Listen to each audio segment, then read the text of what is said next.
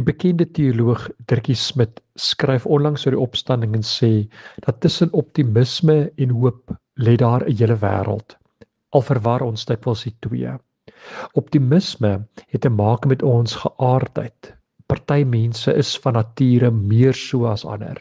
Hulle sien makliker die ligkant, die silwer rand, eerder as die donker wolk.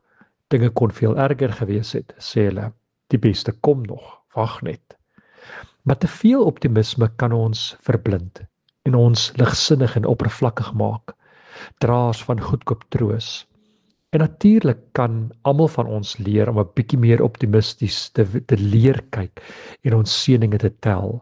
Depressie se angel is juis dat ons die vermoë verloor om die somme van die lewe met oop oë te maak, dat ons nie meer lig sien nie, net duister. Maar met hoop het optimisme weinig in gemeen. Hoop is nie iets wat ons in ons het nie. Dit kom van buite. Dit lê nie aan ons geaardheid nie en volg nie uit ons somme nie. Dit vloei nie uit ons anders kyk nie. Hoop word aan ons gegee. Ons ontvang dit. Dit kom ons oor. Dit word ons geskenk. Die bevrydende van Jesus se opstanding is dat hoop ons verras, ons oorbluf. Daar is wel oomblikke van finaliteit wanneer positiewe denke nie verder help nie.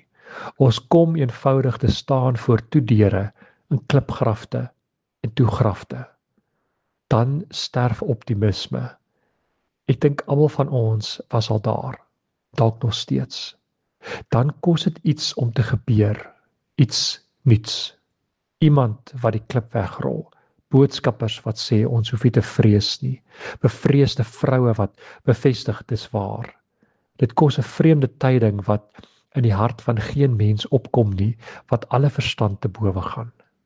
'n Nuwe begin. Soos lewe uit die dood. Mag vandag vir jou 'n mooi en 'n goeie dag wees.